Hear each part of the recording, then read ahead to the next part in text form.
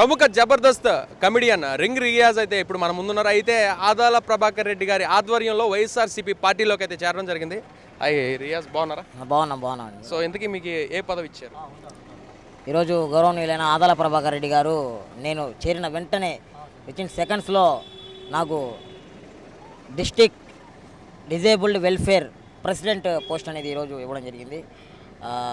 Thank you so much. నేను ఆ పోస్ట్ని సద్వినియోగం చేసుకుంటామని చెప్పి సభాముఖంగా చెప్పుకుంటాను. అయితే భవిష్యత్తులో పార్టీకి సంబంధించి మీ కార్యాచరణ ఏ విధంగా ఉండబోతుంది?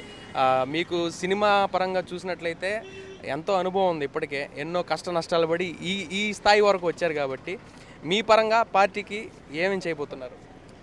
నా తరఫున అంటే పార్టీకి ఏమైతే అవసరం ఉందో అదంతా నేను చేయడానికి సిద్ధంగా చెప్తాను. సినిమా ఇండస్ట్రీయే కాదు, రాజకీయాల్లో కూడా మాకు గతంలో నేను రాజకీయం కూడా చేస్తున్నాను. సో నాకేం రాజకీయం కొత్త కాదు. Okay, anyway thank you and all the best for your bright future. చూశారు కదా, మొత్తానికి జబర్దస్త్ కమెడియన్ రింగ్ రియాజ్ అయితే మన ఆదాల ప్రభాకర్ రెడ్డి గారి ఆధ్వర్యంలో వైఎస్ఆర్సీపీ పార్టీలో చేరడం అయితే జరిగింది.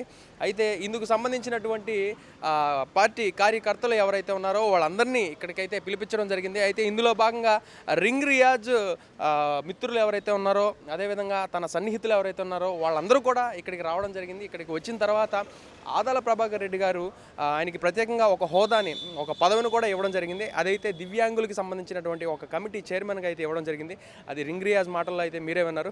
చూశారు కదా, ఇది ఇవాళ ప్రత్యేక కార్యక్రమం. మళ్ళీ మరిన్ని విశేషాలతో మరో ప్రత్యేకమైన కార్యక్రమంలో అయితే కలుసుకుందాం. అంతవరకు సెలవు. కెమెరామెన్ మల్లికార్జునతో దినేష్.